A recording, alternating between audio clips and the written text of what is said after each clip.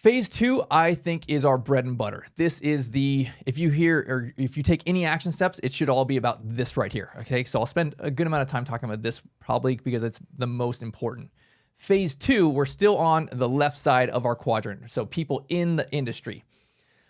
So again, what that means, home health, hospice, rehab, doctors, nurses, specifically the ones that do end-of-life care that go from facility to facility. People in the industry. And I want to tie back this idea of this analogy I was using about an influencer, right? When you think about like Kim Kardashian or The Rock or something like that, right? It's some type of influencer. They have power in their referral. They have the ability to make sales for a certain product, right? Like The Rock, he's got like tequila, I think it is, right? And Kim Kardashian, she's got different brands and jeans and all that kind of stuff, right? They can go on their social media, they can make a post and they start selling tons of stuff, whether it's their product or someone else's product. That analogy there. So there's not necessarily influencers, so to speak, in that way, like famous people in this industry. But when you think, just replace the word influencer for expert or leader, right? Industry expert, industry leader, people that are working in this space, they have the same effect of an influencer. And I would define an influencer as having two things. They have the right group of people that are following them, right? Like Kim Kardashian, she has people, like I don't follow her. She's I'm not her people, right? But she's got her own people that follow her, right? So when you have a hospice nurse, they have their own people following them. You know who that is? It's the daughter. It's the power of attorney. It's the family. It's the son. They're meeting with them every week, every 2 weeks, right? They have the right people following them. That's first point. Second point is they have power in their referral. If that hospice nurse said, hey, you know what, mom, she's not getting the best care here and she's starting to decline, we should look at other options. And you know what? This assisted living over here, I've been in it. I've been in all of them. Most of them are crap, but that one over there, it's the best in the city, right? Like that's a lot of power in that referral. Just one person saying something like that to the right person, right? The right person is the family at the right time. That's an influencer right there. Right? There's a lot of influence in that referral right there, right? So that's how that connection I want you to make here between this, social media influencer and who is an influencer in our little niche here. So we're talking about people in the industry, and this is my favorite group because these are people that are unpaid. They literally can't take your money. They work for a company and they're not allowed to take money. So I focus mostly here, right? We get probably most of our leads, tours, referrals from this category. And I want to stress, if you hear anything or if you take any action items, have it be about this one. But as far as implementing, so really you do these things together. Phase 1 and phase 2, you do it together, right? The people that are paid, the people that are unpaid, they're all in the industry and they go to the same meetings together. They go to the same networking meetings, right? They go to the same events. It's the same circle. This niche, this end-of-life care is a very tight-knit little circle. And if you're not aware of that, then you're probably outside the circle. Find people inside the circle and have them plug you into these meetings because everybody knows each other. This end-of-life care thing, right? It's all the different assisted livings, all the different rehabs, all the different independents, all of these outside service, they go from one to the next, to the next, to the next, taking care of all these grandmas and grandpas. They literally see everybody. They do a rotation. They all probably like quit every job every 6 months and they job jump through the whole thing, right? They all know each other. So it's this little intertwined circle of people who know each other, and you need to be known by them. When they think of assisted living and great care, all of those people in that circle, they need to think of you and your assisted living. So that is the goal here. That's the objective. So I would say this, it does not matter if you have your license now and you're operating, or if you are under construction, or if it's literally like just a dream or a goal to get started by the end of the year. You literally need to start right now. These people, they are happy to meet with you. Most of them are nice. Let's think of it this perspective. If you're home health or hospice, you work for some company, if you open assisted living, are going to have a bunch of grandmas and grandpas in there. They will need those services. They will need home health. They will need hospice.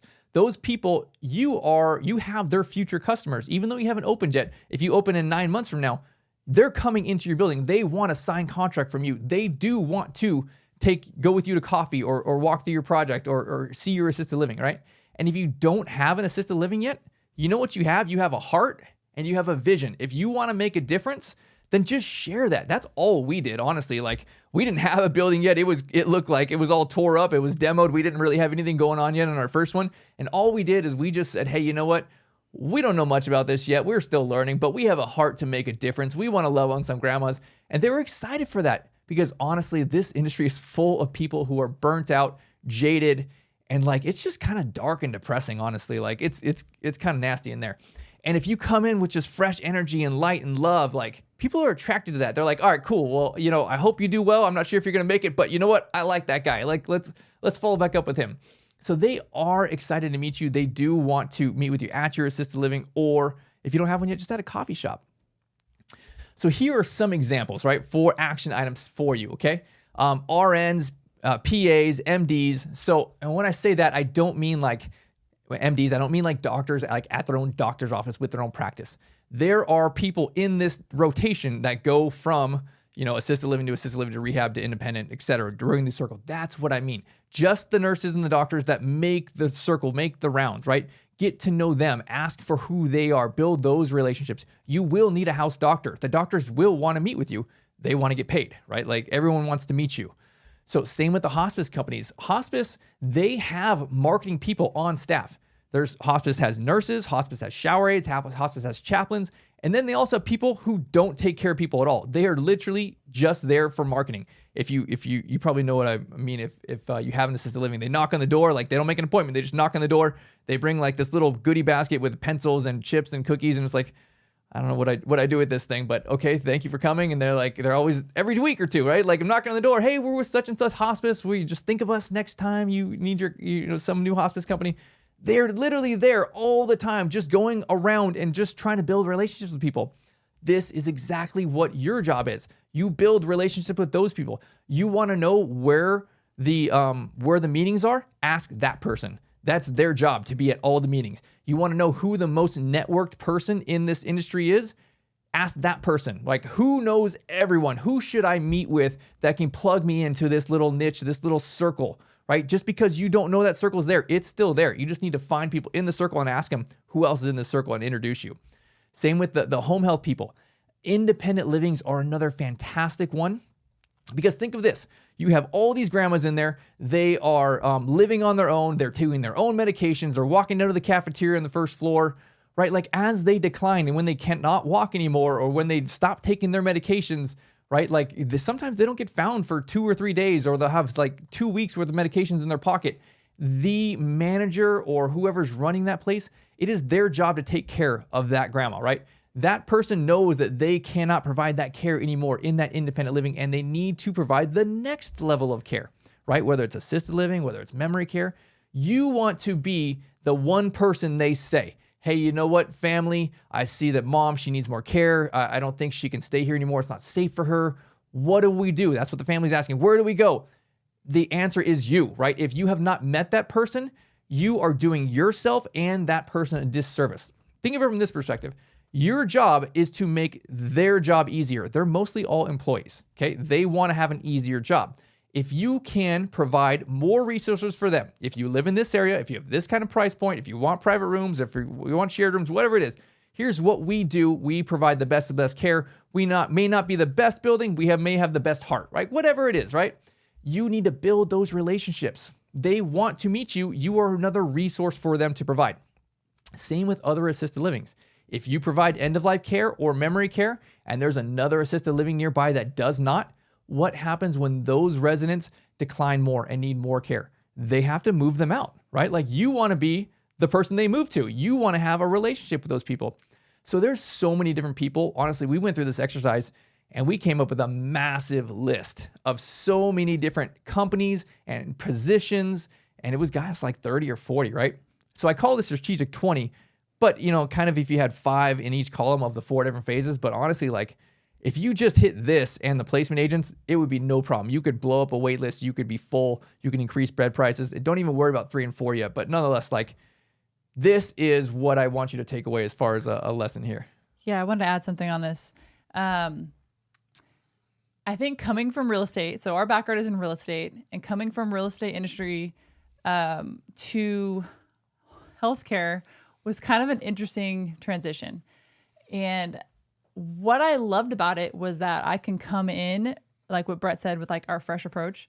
And I don't view all those people like the RN and the hospice and the home health, independent living and all those things. I don't view them as competition.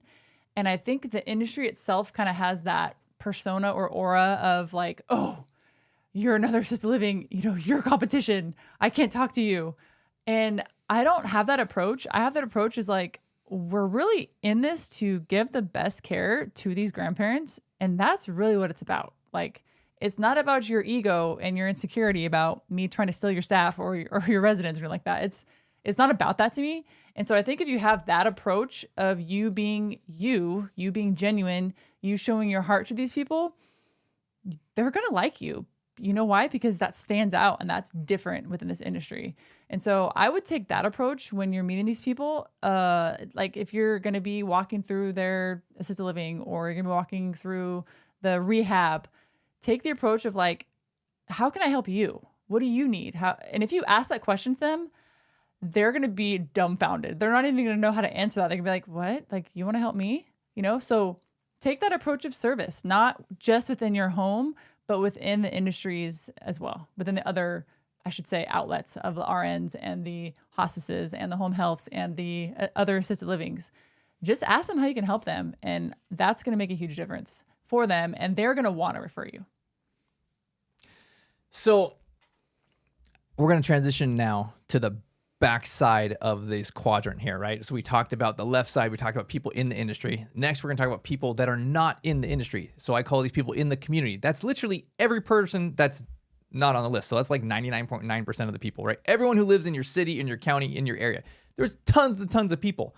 And there are people who are influencers, right? They have the same two things, this definition, right? They have the right people following them and they have power in their referral. But they're not in the industry. They're just live in your area. So we went through this exercise to talk through how do we find people, these other people. And I'll spend a few minutes talking through that with you. But I would just leave you with this, that if you could just focus on what we said so far, right? Phase 1, phase 2, people in the industry, that's your bread and butter, right? Like everything after this, I realistically wouldn't start until you've already been successful and you're looking to really just kind of blow up your name and your reputation and all that kind of stuff.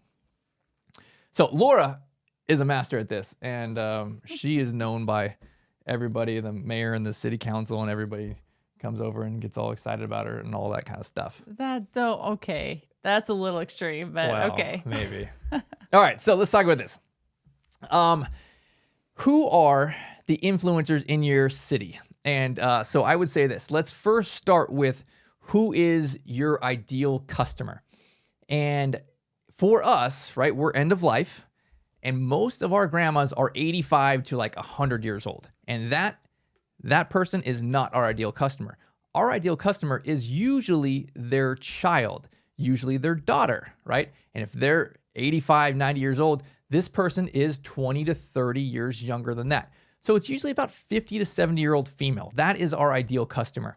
So I want to find out who my ideal customer is, and then I want to find out where do my customers go, right? This 50 to 70-year-old female and lives in my area, right? Live in my city and my county, right? So now I've notched it down a pretty good amount. We happen to be a private pay and on the more expensive side. So somebody who's, more has some income to put together, right? Now we are notching down who my customer is, and you can come up with your own customer. But if I know who my customer is, people that are like-minded and live in the same area and kind of in the same culture, they go to the same type of places, right? Like this customer, she's not going to the dive bar, right? If she's going to go get a drink, she's not getting a craft beer. She's probably getting a glass of wine, right? Like she may be at the country club. She may be at the fancy restaurant, the Italian restaurant, or she may be in the 55 plus restaurant there if she's in the like newly retired kind of area. So I want to find out where my customers go because I'm looking for them in my community. And then one step further than that, now I know where they're at, who they are, where they are. I want to find out who is the influencer of those places, of those groups where my ideal customer leads.